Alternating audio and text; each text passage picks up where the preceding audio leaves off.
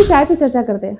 हम सभी को ये पता है कि भारत के संविधान के निर्माता डॉक्टर बी आर अम्बेडकर है, लेकिन क्या हम सभी को पता है कि अगर भारत में कोई सेंट्रल बैंक है या फिर आरबीआई है तो वो डॉक्टर बी आर अम्बेडकर के कारण है।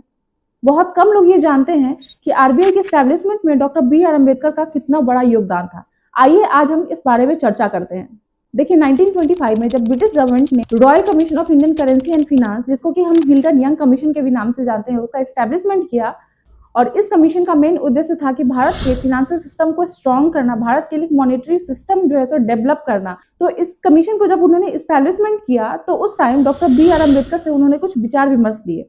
तो डॉक्टर बी आर अम्बेडकर इस कमीशन के सामने अपनी book the problem of rupees, its origin and it's solution को रखा और इस किताब के माध्यम से अपने विचार उन्होंने व्यक्त किए। इस किताब को 1923 में लिखी गई थी और इस किताब में उन्होंने बताया था कि भारत के करेंसी सिस्टम में क्या कमी है और इसको हम कैसे अच्छा कर सकते हैं। अपने रिसर्च में डॉक्टर बी आर अम्बेडकर ने भारत के लिए एक सेंट्रल बैंक की स्थापना का विचार रखा कि भारत में एक सेंट्रल बैंक होना चाहिए जो कि करेंसी सिस्टम को इश्यू करे, जो मॉनेटरी पॉलिसी बनाए और भारत का फाइनेंशियल स्टेबिलिटी मेंटेन रखे। और फाइनली ब्रिटिश गवर्नमेंट ने डॉक्टर बी आर अम्बेडकर के सुझाव को अपनाया, जिसके बाद 1934 में reserve bank of India act पास किया गया। उसके बाद फाइनली 1 अप्रैल 1935 में हमारे भारत का सेंट्रल बैंक यानी रिजर्व बैंक ऑफ इंडिया को एस्टैब्लिश किया गया। तो आरबीआई के एस्टैब्लिशमेंट के पीछे डॉक्टर बी आर अम्बेडकर के आर्थिक विचारों का बहुत बड़ा योगदान था। उनका रिसर्च और सुझाव रिजर्व बैंक ऑफ इंडिया के फ्रेमवर्क का बहुत बड़ा आधार बना।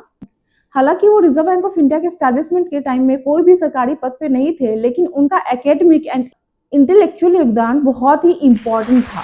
अगर अंबेडकर ना होते तो हमारे रिजर्व बैंक ऑफ इंडिया भी नहीं होता और हमारा संविधान जो वर्ल्ड का सबसे पावरफुल कॉन्स्टिट्यूशन है, संविधान है, वो नहीं होता। अगर अंबेडकर जी को आज की डेट में कोई कुछ बुरा बोलता है तो हम भारतीयों को बहुत फर्क पड़ता है। इस पे आपके क्या विचार है प्लीज कमेंट करके जरूर बताएं। अरे मेरी चाय भी ठंडी हो गई, 1 मिनट। चाय तो बहुत टेस्टी बनी है। मिलती हूँ मैं आपसे नेक्स्ट चाय के चर्चे पे।